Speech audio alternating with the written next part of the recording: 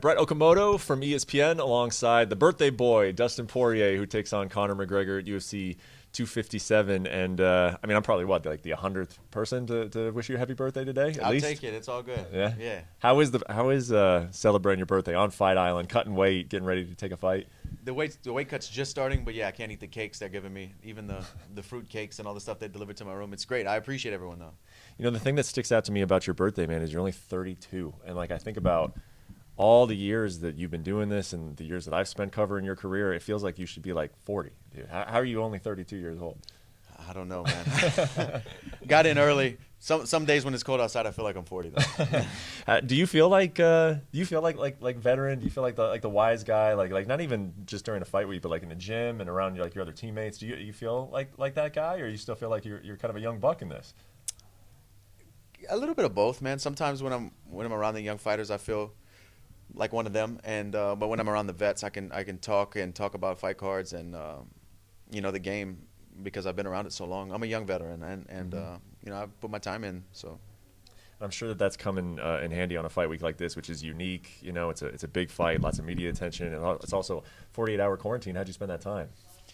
Yeah, 48 hours here, 48 hours there. Yeah. Because Vegas first, then 15 hours in the air.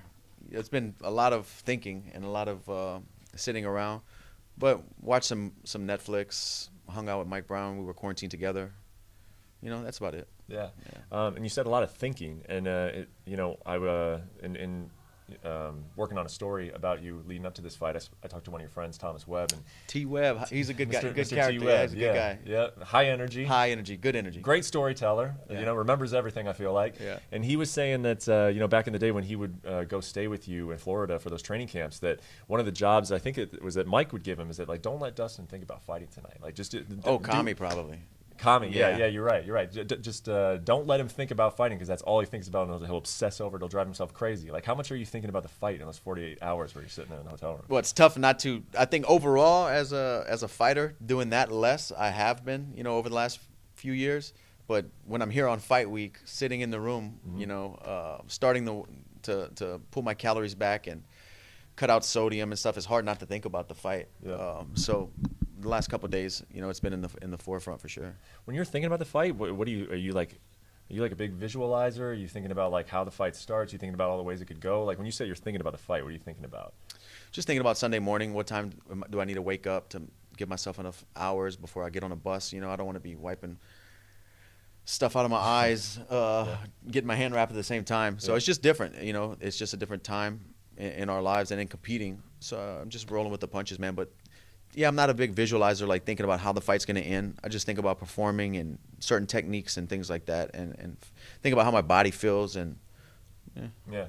Well, you've talked a lot about leading up to this fight that you're able to kind of put fighting kind of into like a category, into a department. Like, it's not exactly who you are. It's something that you do, and that actually kind of makes you a better fighter. And I'm wondering, how does that like feel during the week? Like, when you look back on like the Max Holloway fight, when you said that you were just so invested in it and you had to win, it was like life and death. And then Khabib, it was the same thing. Like, you were just so obsessed over the result.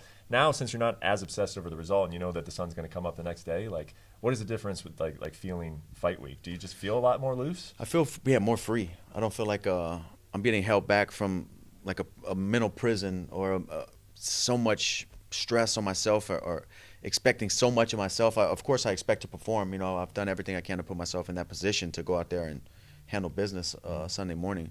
But it's just, I'm okay with where I'm at and what's going on. Mm-hmm. What's it like coming back to Abu Dhabi? I mean, you came here in 2019, and I remember obviously the loss to Khabib was very heartbreaking. In fact, like, you even said, I don't know if I'm going to do this anymore, like in your post-fight interview. Mm-hmm. Is it weird coming back here to the spot of that? No, it's weird coming here, and it's a whole different landscape of living and going about fight week. We weren't quarantined back then. COVID wasn't around. The pandemic wasn't happening, so I was able to go see the sites and go to the city and train at local gyms and things like that. But I'm excited to be back, and the goal is to get my hand raised in front of these people who treated me so well last time I was here. Mm-hmm. As the fight gets closer, you feeling any of those you feel it? Because, I mean, the build-up to this fight, everyone's been talking about it. It's very positive. You guys, the whole thing started with charity. There's a lot of mutual respect. But as it gets closer, you know, and he's showing up in a yacht, and he's talking about knocking you out in 60 seconds, and any of those old feelings coming up from UFC 178 when you really didn't like the guy? No. This is business, man, and I know what I'm fighting for, and I don't put a whole lot of my concentration into that. That's just noise, you know. I know he's here to fight. I'm here to fight. We're both going to make weight. We're both going to show up Sunday morning and give it everything we have. So I know that's happening. All that other stuff doesn't really matter. One thing you said this week that stuck out to me is that I was actually talking to Mike about the fight, and then you sort of offered up, even without, you know, anybody bringing it up, is that you respect his power a lot more than you did the first time. Can you talk about when in your career have you really respected a guy's power, and when you're going into a fight, what difference does that make in terms of just the approach, or that knowledge that you definitely have known it, you felt it? What is the difference there? I think it's important in every fight, not only a fight where the guy has beaten you before, but just I think when you're a young fighter, I know what you're talking about in the fighter meeting that we had. I said that when you're a young fighter, you're trying to, I don't know if you're trying to like brainwash yourself that if somebody's knocking guys out and then you have to fight him, that you like, he ain't gonna do that to me. That ain't happening to me. I'm not those guys, or he doesn't punch that hard, or whatever it is. You just try to make it a different reality than what it is. But where I'm at now, feeling mature and understanding the dangers of fighting, and I know that the guy's left hand is a missile, you know, and his timing is good, and he's a good athlete. So I know the dangers. I think that's important for every fighter, every young fighter too. Like, you know, have a healthy respect for what these guys are bringing to the table. That's just it. I understand. Did that make any change in the preparations, whether it was, you know, a focus on that in the drills or in the sparring sessions, or even in the game plan, where you just like because you know about how dangerous the guy is? Does it have a big factor in the preparations? Yeah, you train a little bit more and prep a little bit more to hit and not be hit. You know, there's a very, very fine line that mistakes can be made in a fight of this caliber that you don't wake up asking what happened, or you don't pay. It's not detrimental, you know. Same thing in the Khabib fight. You know, one lapse of concentration, one mistake in technique, trying to get back up off the fence, and these guys at the top of this game don't need much to finish the fight, and that's just it. It's tightening up everywhere I can, trying to be a complete better fighter.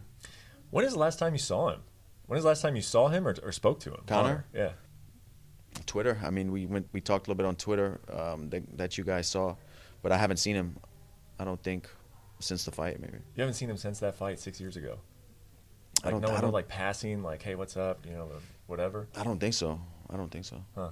Are you looking forward to kind of sizing him up on Thursday, like getting in front of the guy? It'll be good to see him in the flesh again, you know. It's been a while, but I don't play a whole lot into that type of stuff. You know, like I said, that's just noise, and I don't want to waste energy on that stuff or get back into thinking and try to, you know, angry or emotional. Yeah. It's all good, man. Yeah.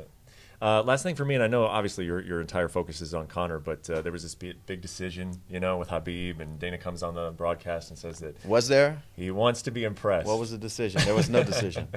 The decision is we're still waiting for a decision, I guess. Yeah. Anyway, but give me your full reaction on that as you're sitting. Well, first off, when you were sitting there, what did you think was going to happen, I guess? I wasn't sitting there. I was sleeping, so I was like, when I wake up, I'm going to get on Twitter and see what these guys are talking about. Yeah, because I'm on a different sleep schedule than that fight card that they were on. I thought it was going to be yes or no. I didn't know it was going to be where we're at now. So how do you feel about it? I feel the same way I felt before. I'm definitely not going out there and trying to impress somebody. I'm trying to win, man. You know, and I believe winning gets me the next title shot, and that's it. Yeah. Well, looking forward to it, man.